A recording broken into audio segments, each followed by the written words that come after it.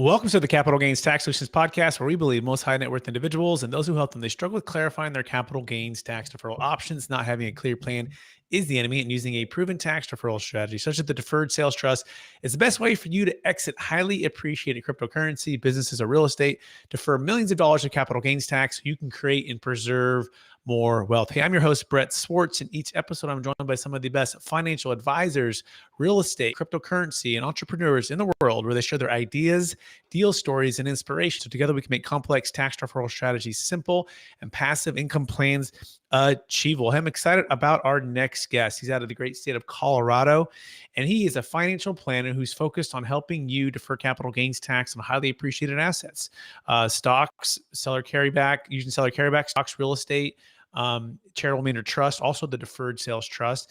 And he partners with CPAs and trustees like myself and other risk and investment managers. And together they help clients create and plan for their exit and so much more. Please welcome to the show with me, Mitchell Bloom. Hey, Mitch, how you doing? Never better, Brett. Thank you for having me. Appreciate it. Absolutely. And for our listeners getting to know you for the first time, would you give us a little bit more about your story and your current focus? Oh, man. Well, I've been pretty lucky to have the type of life where I've been through two careers. And I started in the restaurant industry at the age of 12, and that grew into personal finance when my dad appointed my brother and I to be co-trustees of the estate. Excellent. And where did that lead you to from there? Well, so back in way back a long time ago, my dad was getting ready to retire, and he wanted to get his estate together. And a lot of people do not share what their estate plans are with their children, but my dad had the foresight to be able to see how important it was to share with the family what the plan was. So he sat us all down for a big family meeting, and he told us that in the event that something would happen to my parents, that my brother and I were going to be co-trustees of the estate. Now, at the time, I was the executive sous chef of the Westin Hotel in Vail, Colorado. And I thought, holy smokes, I really don't know that much about finance enough to be able to have a solid grip on good stewardship for my siblings should something happen to my parents. So I took a sabbatical, took a leave of absence from the hotel, went back to school for finance. And when I was in school for finance, I decided at that point it was a situation where I was never going to look back. And I fell in love with finance, and it's taken me to where I am today. I became an independent advisor, started out as a registered investment advisor using money managers that were not driven by transactions. So I was always at arm distance from any trades.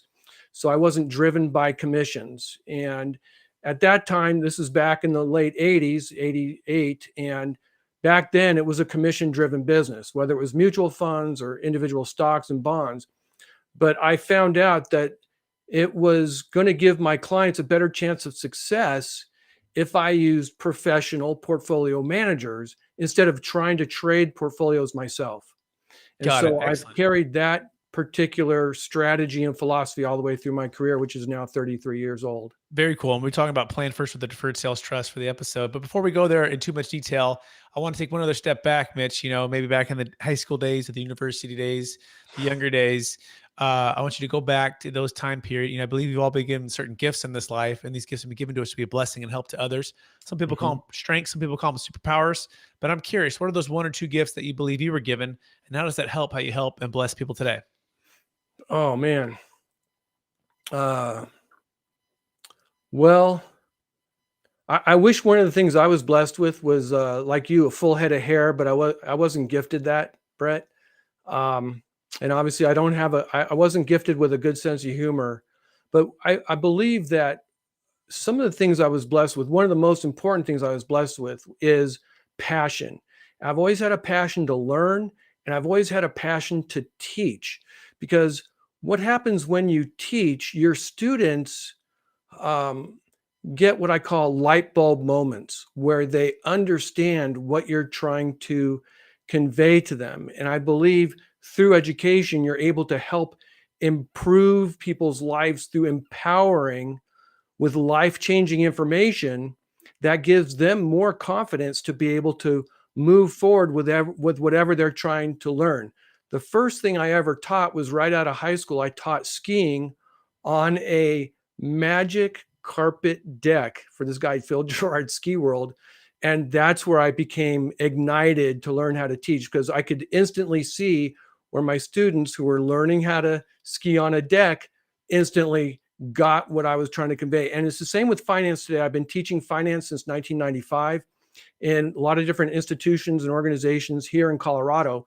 And when the students all of a sudden pick up what it is you're trying to learn, they get it and they see how they can improve their life going forward. So Fantastic. I believe I've been blessed with that ability to learn and that ability to teach and help clients learn how to solve problems. Very good, Mitch. Love that. And so let's dive right into the episode at hand, which is the number one secret to planning first with the deferred sales trust. So, Mitch, what would you say the number one secret is to planning first, or taking a planning first mentality to your finances, to your retirement, to your exiting of your highly appreciated assets? That's a big question. And I believe what's really important as far as the planning process is to really understand what it is that you want. And there's a great book called Seven Habits of Highly Effective People. And what I discovered from that book is the first and foremost important thing, and that is to understand what's important to you. And that's where it all begins, is understanding what's important. And that could be difficult.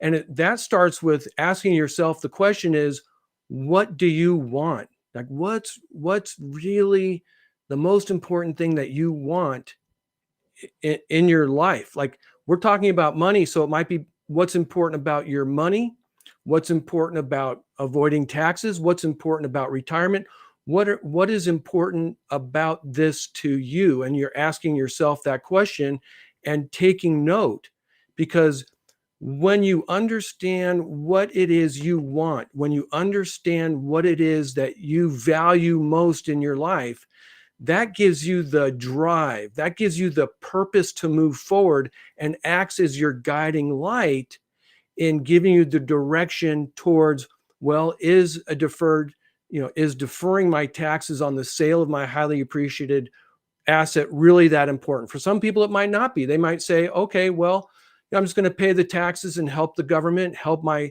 community, help society by paying my taxes. But then understanding in the long run, is a deferred sales trust going to help you even contribute more to your community, because it's kind of like an IRA. And when you defer the taxes on your IRA and your asset has a chance to grow, you're going to be contributing more to the tax pool over time. So I don't know if that answered the Yeah, question. it does. That's really good, Mitch. Yeah, I appreciate you sharing that. Really defining, understanding what is it that you want, and understand not only that, but what's actually important to you, and then defining that in particular for your money, your retirement, paying taxes, deferring taxes. And if you start with that why, that can drive you, and that clarity can help drive you towards whatever you're trying to achieve. Is that a fair summary? That's right. Again, it acts as your lighthouse. It acts as your guiding light, Yeah. and you're able to then go into a process where you determine, okay, where am I currently financially? Excellent. What are my goals? Where do I want to be? And if you look at the gaps between where you are now and where you want to be, and having that purpose helps you bridge those gaps along with your advisory team. Excellent. So let's apply that to the deferred sales trust, right? So Sure. you're defining that, hey, you want to exit your highly appreciated cryptocurrency business, real estate deal, and now you want to retire from that, or you want to move into a different company or different venture. So that's step one. So then step two, walk us through seeing if the deferred sales trust is a good fit. Well, and to answer that, Brett, what might help the best is looking at my very first DST case.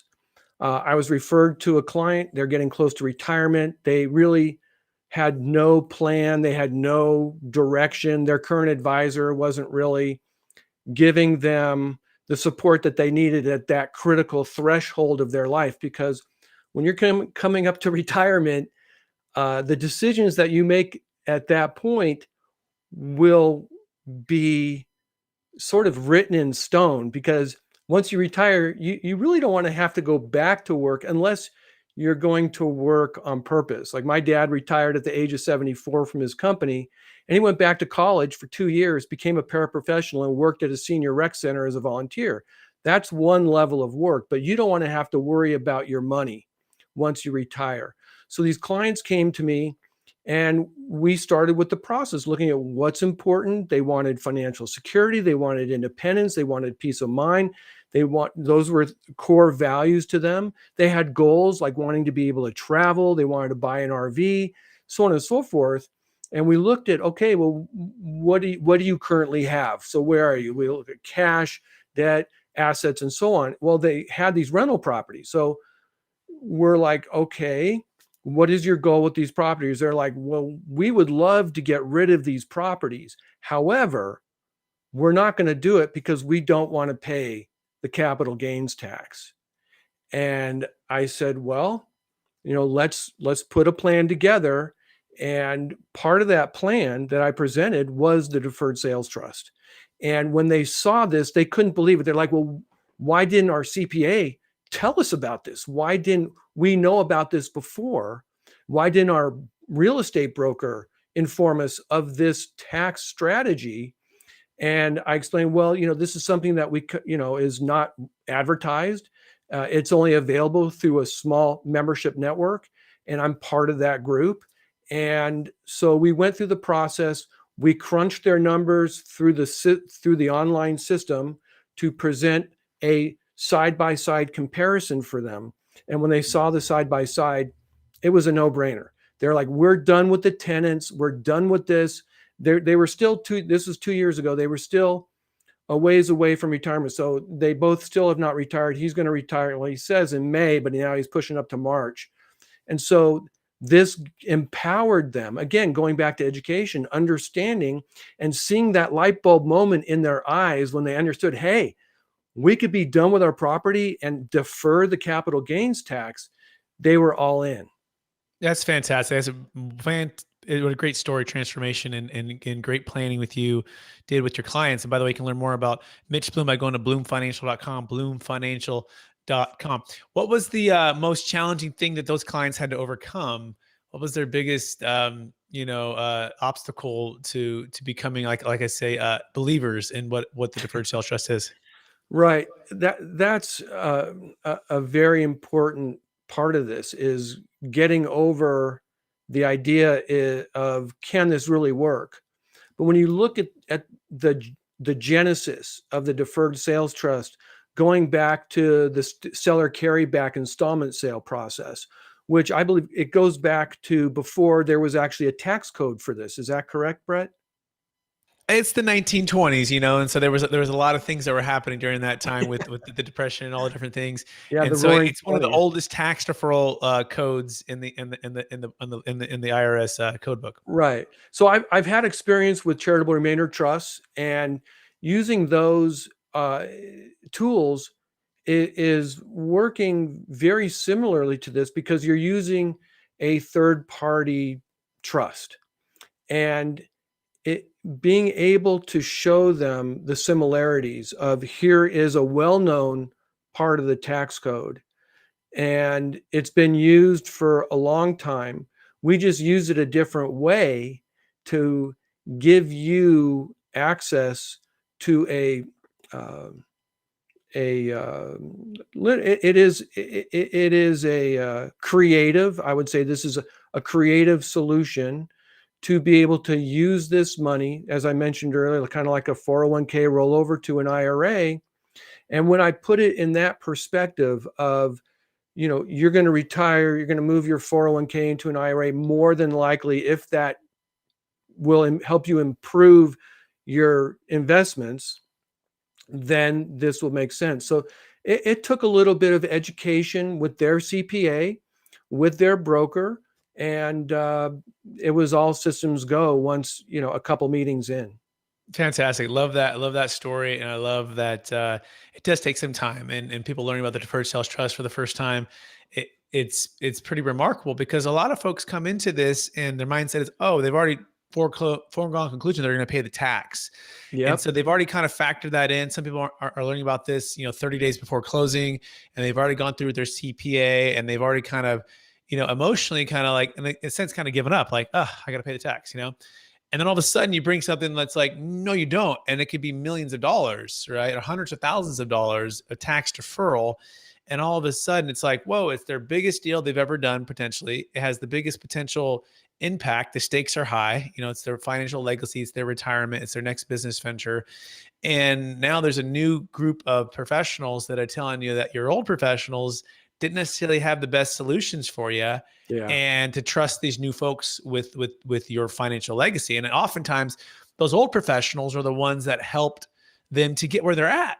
And so Right. there's this emotional switch of, oh no, do I trust my previous ones? In fact, there's a case that looks like it's not going to close. We thought it was going to close.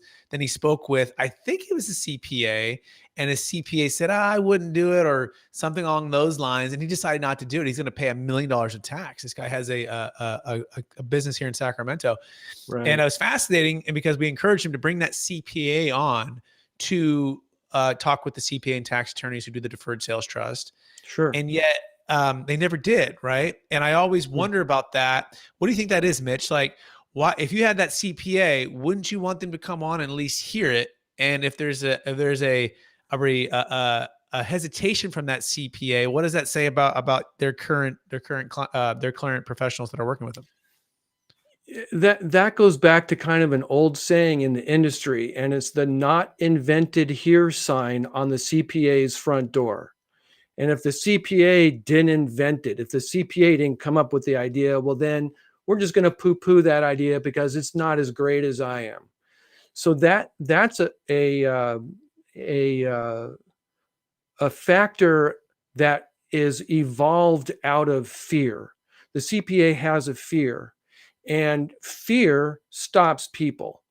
And unfortunately, fear stops people from moving forward in life. Now, I'm not saying, you just want to do things recklessly. You don't want to ignore factors. You don't want to ignore numbers, and you don't want to ignore tax science. I believe that what we've been able to do is break through tax science. A lot of taxes, there's, you look at the tax code and there's 80% tax gray matter. And then there's black and white. And because this particular trust has been through over a dozen, it's about 14 audits with the IRS, with not only no findings made by the IRS, which is really unusual. I get audited by the state regulators and used to be FINRA audited. When they come in to be worth their salt, in order to earn their dollars, to earn their paycheck, the regulators have to find something wrong with, like there's got to be deficiencies somewhere.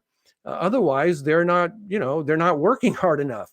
Well, with the deferred sales trust, there were no deficiencies, no findings, and no changes required. So that's pretty clear evidence, going back to the seller carryback installment sale, using this compliant, in a compliant structure, meaning your job as the trustee is to make sure that the client is in compliance, that they maintain that compliance through the life of their trust, that the advisor, that all the team members, the CPA, the attorney, everybody is in compliance, and that all the T's are crossed and I's are dotted.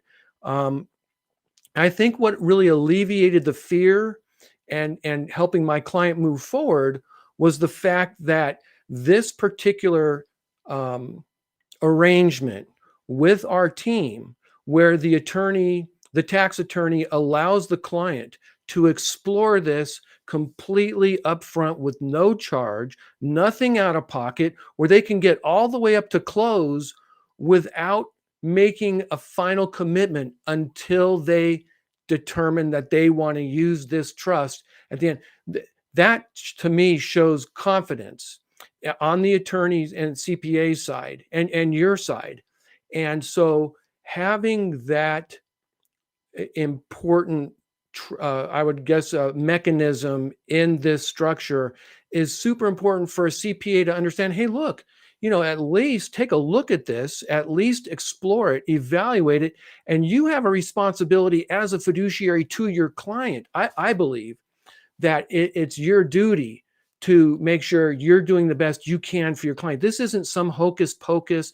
This isn't some fairy tale. No, this trust is real, and it's worked for thousands of clients, billions of dollars in saved, transactions, and it has empowered every single one of those families to help them build wealth, minimize taxes. Well, they're hopefully going to pay more taxes over time, but minimize upfront taxes and give you a better chance of success of achieving those things that client wants to achieve, like having those things that they deserve, financial Yep. peace of mind and Couldn't agree with you more, financial Mitch. Couldn't security. agree with you more. And it's in fact, we want to invite everybody who's listening to this. If you are a CPA or you have those trusted professionals, to bring them to the call, right? And we're actually Sure. we're good team players, right? And we like to encourage people. And in fact, we found that 9 out of 10 of the CPAs that come to the call, they end up joining us and they end up thanking their client for bringing them and pushing through that hesitancy of something that they hadn't heard about before or were unsure of, or did a rough search on the internet and found some stuff that doesn't that may or may not be positive for them. And so we encourage them to come on. And full disclosure, I am a deferred sales trust trustee, and Mitch is a financial advisor, and we work as strategic partnership to help clients who are deferring tax. And so that's part of the whole structure and being able to be a part of that. And by the way, you can learn more about Mitch Bloom at bloomfinancial.com. That's bloomfinancial.com. That being said, Mitch, we are running out of time. Are you ready for the lightning round? Sure, I All right. guess. Yeah, knowing what you know now, if you go back to your 25-year-old self, what's the one golden nugget and make sure to tell yourself to do? That's all I get is one golden nugget, because man, I guess it goes back to fear. Um, uh, I would have bought Microsoft at 25. I was afraid. A friend of mine was following Microsoft. I did not buy Microsoft. Fear stops you. And so you miss out on some of life's most empowering, most life forwarding experiences from fear. And I'll give you a quick example. I'm a hardcore skier. When I was 31, I went to Zermatt, Switzerland, and we went right to the top of this mountain called Kleine Matterhorn. It's a small Matterhorn, and I saw these guides ski off the backside, ski off this basically a cliff. And I was with a friend. He's like, I don't want to ski off the cliff, and I went off the backside. I followed these guides. I really had no idea. I'd never been there before. We're in the Swiss Alps. And had fear stopped me, I wouldn't be able to tell you the story. Now, I could have died, but I knew I wasn't ignorant. I knew that these guides were not going to kill themselves skiing off the backside. But don't let fear stop you. Become informed. Don't ignore the facts, and use whatever tools you have to be able to get you past your fears. Love it. Second question. What's the number one book you've recommended or gifted the most in the past year? So just one book. Okay. I just gave a friend of mine a book called Oxygen Advantage by Patrick McKeown. So about a year and a half ago, I discovered. That's perfect. That's all we need. It's a lightning round. Yeah, that's the book. You got to go get the rest of it to get it. Question 3. What's the number one leadership quote or theme that you strive to live by? Number one leadership quote or theme that you strive to live by? Plan first. Beautiful. Plan first, invest second. Plan first, pay taxes second. Plan first, retirement second. But whatever you do, plan first. Love it. Next question. What are you most curious about right now? Most curious about? the geopolitical future, the economic future, just the future of the world. You know, there's a confluence of so many things going on right now, good and bad.